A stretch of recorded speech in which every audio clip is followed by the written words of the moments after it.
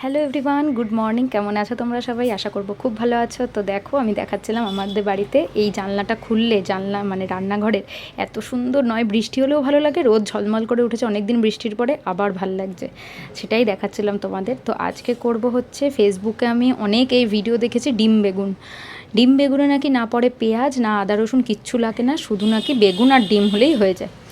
তো সেরকমভাবে ডিমটাকে ভেজে তুলে নিয়ে অল্প সর্ষের তেলে, এটা কিন্তু অল্প তেলে রান্না হয়, অল্প সর্ষের তেলে একটু জিরে, গোটা জিরে আর একটু ধনেটাকে আমি ধুয়ে দিয়ে দিয়েছি। তারপরে বেগুনগুলোকে ভালো করে মানে না মজা অবধি ভালোভাবে বেশ ভেজে নেব। ভাজা যেই হয়ে যাবে দিয়ে দেবো হচ্ছে ভাজার মাঝখানেই হলুদ গুঁড়ো সামান্য, আর দেবো নুন। তারপরে আবারও এটাকে ভাজা ভাজা করে নেব।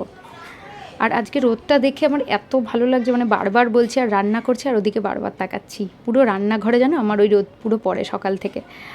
তো দেখো, কথা বলতে বলতে বেগুনটাও ভাজা হয়ে গেল। এবার আমি জল দিয়ে দেবো, অনেকটা জল দেওয়ার পরে এটাকে ভালোভাবে মিশিয়ে নিয়ে ঢাকা দিয়ে ফুটতে দিয়ে দেবো যতক্ষণ না এটা একটু কমে আসছে। যখনই আমি একবার টর্চ অফ করে দেখাচ্ছি, অন করে দেখাচ্ছি, কালারটা কিছুতেই বোঝাতে পারছি না, যেই একটু ফুটে উঠবে দিয়ে দিলাম হচ্ছে সামান্য জিরের গুঁড়ো। তারপরে আবারও ভালোভাবে মিশিয়ে এটার মধ্যে দিয়ে দেবো হচ্ছে কাঁচা লঙ্কা, যে যেরকম ঝাল খাও। অনেকটা এটা খেতে হয়, ইলিশ মাছের বেগুন দিয়ে ঝোল হয় না, অনেকটা ওরকম লাগে খেতে। আমার তো লাগলো, এই প্রথমবার ট্রাই করলাম, কিন্তু এর পরের বার করলে আমি তেলটা আরেকটু কম দেবো। তো তারপরে দেখো, আমি সময় অনুযায়ী ডিমটা একটু দিয়ে দিলাম আগে, আর একটা ডিমের পোচ করে দেবো একটু।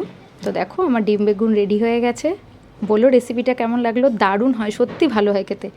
এই দেখো, সত্যি দুপুরে খেতে বসে গেছি। বলো কেমন লাগলো ভিডিওটা। টাটা।